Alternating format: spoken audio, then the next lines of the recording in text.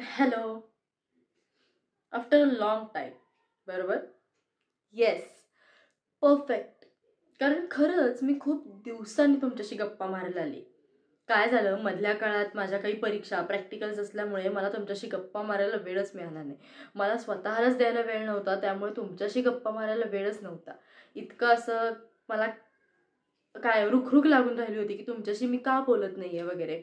पण फायनली आज मला वेळ मिळालेला आहे.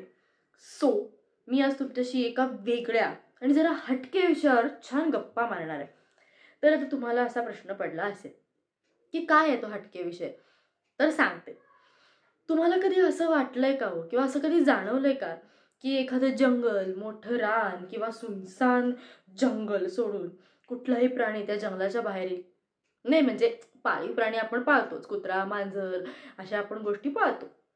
पण वाघासारखा प्राणी त्याचं जंगल सोडून आपल्या वस्तीत येईल असं कधी वाटलं होतं?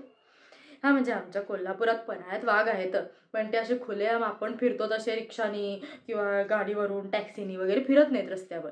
ते त्यांच्या त्यांच्या जंगलात त्यांच्या त्यांच्या झाडाझुडपात राहत असतात त्यांच्या त्यांच्या सगळ्या सवंगड्यांसोबत. तर काय झालं, अचानक परवा पेपरमध्ये काहीतरी बातमी आली. बर, काय बातमी आली हेही माहिती नाही. त्याच्या आधी घडलेली एक दिवस अशी घटना आहे की कुणीतरी तिथे MACBच्या ऑफिसपाशी का नागळा पार्काच्या एरियात काहीतरी कुठली तरी ड्युटी करत होतं आणि तिथे एका माणसाला वाघ दिसला. सुरुवातीला कुणाचाच विश्वास बसला नाही की इथे वाघ कसा काय आला. मग त्या माणसाने दुर्लक्ष केलं, तिथल्या काही वस्तीतल्या लोकांनीही दुर्लक्ष केलं. पण ज्या वेळेला सकाळी काही लोकांना वाघ तिथे दिसला त्यावेळी मात्र आमच्या सगळ्या नागरिकांची तारांबळ उडाली होती. आणि अक्षरशः खरंच वाघ आला होता कोल्हापुरात. म्हणजे ही बातमी पेपरमध्येही आली. सुरुवातीला ती अफवा वाटत होती, पण नंतर ती खरीच होती. एका चेंबरमध्ये तो वाघ लपून बसला होता आणि रेस्क्यू टीमनी त्याला 2 असे खड्डे होते. त्या 2 खड्ड्यातल्या एका खड्ड्यात त्याच्यावर त्यांनी काहीतरी लाकडी फळकूट टाकलं आणि दुसऱ्या चेंबरवर त्यांनी एक जाळी टाकली आणि त्या जाळीला त्यांनी थोडंसं एक भोक टाईप जे असतात तशा पद्धतीची जी मोकळी जाळी होती. आता ऑब्व्हियसली आत वाघ लपून बसलाय म्हणल्यावर त्याला ते फळकूट टाकल्यावर गुदमरल्यासारखं होणार. नाही म्हटलं तरी त्याला बाहेर पडणं कुठून तरी वाटत असणार ना की आपण बाहेर पडावं, आपण इथे कुठे अडकलोय. म्हणून तो इतक्या जोरात झेप घेऊन वर आला की तो त्या जाळीत अडकला. आणि फायनली रेस्क्यू टीमला किंवा वन्य विभागाला वाघाला पकडण्यात किंवा त्या बिबट्याला पकडण्यात अक्षरशः पूर्णपणे यश आलेलं आहे. हा म्हणजे कुठल्याही प्रकारे मुक्या प्राण्यांना मारायचं नसतं वगैरे या सगळ्या गोष्टी बरोबर आहेत. त्यांनी तसं काहीच केलं नाही. त्यांनी फक्त त्याला योग्य ठिकाणी व्यवस्थित पकडून त्याच्या ठिकाणी नेऊन सोडलेलं आहे. पण मला एक सांगा, वाघाला आपल्या वस्तीत काय यावंसं वाटलं? एक्झॅक्टली. वाघ आपल्या नाही, आपण वाघाच्या वस्तीत गेलो. जंगलं तोडली, झाडं तोडली की कुठल्या प्राण्याला त्यांचं घर मोडलेलं आवडेल? आपलं घर असं कोणीतरी उद्ध्वस्त केलं, मोडलं तर आपल्याला किती वाईट वाटतं. तसंच प्राण्यांचंही आहे. म्हणून मला तुम्हाला सगळ्यांना हे सांगायचं आहे की नका प्राण्यांच्या आयुष्याशी खेळू.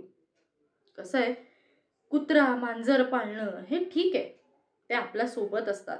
पण ते जेव्हा मरतात किंवा ते जेव्हा आपल्याला सोडून जातात तेव्हा आपल्याला किती वाईट वाटतं. एक्झॅक्टली. त्यामुळे प्राणी हे निसर्गाचा भाग आहे. त्यामुळे त्यांच्याशी आपण माणुसकीने वागूया, किमान या बाबतीत तरी माणुसकी दाखवूया. अँड येस, अजून एक महत्त्वाची गोष्ट, माझं ना एक लहानपणापासूनचं स्वप्न आहे. मी जगातल्या सगळ्या प्राण्यांना एक वेळ घाबरेन, पण मला वाघासोबत एक सेल्फी हवी.